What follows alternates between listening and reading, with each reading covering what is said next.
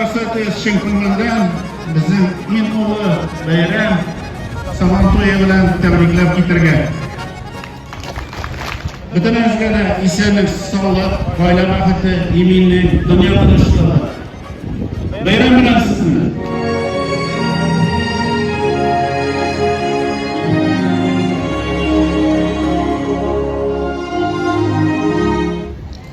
Bu yıl 2022 yılın 10 sınavı salındı. Allah'a şükür için sağ ol. Başkanı çıktık. Reis Nuraliyeviç, Akıl Şerifliği, sizge büyük rahmet.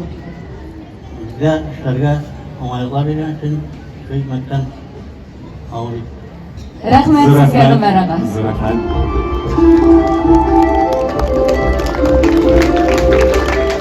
İgilişinin umğanılığı, İgilişinin hizmet yemi, İgilişinin kırışılığı kırlarından görüner. Bir ufuktan bir ufukka şeyilgen İgin kırı, irteden kişilerge kadar yangırı hizmet jürü. İgilişinin umğanılığı, İgilişinin hizmet yemi, İgilişinin kırışılığı kırlarından görüner.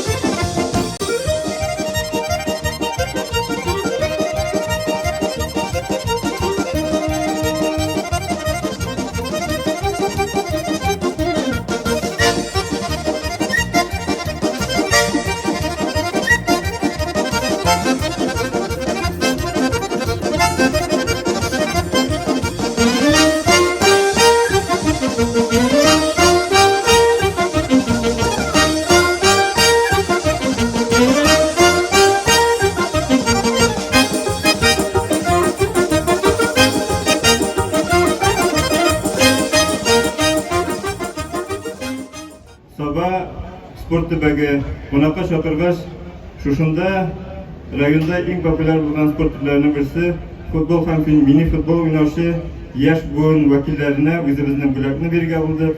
Reis Nuraliyeviç qabul etib oldingiz. Sizga bu futbolchilarga sertifikat bilan ketamiz.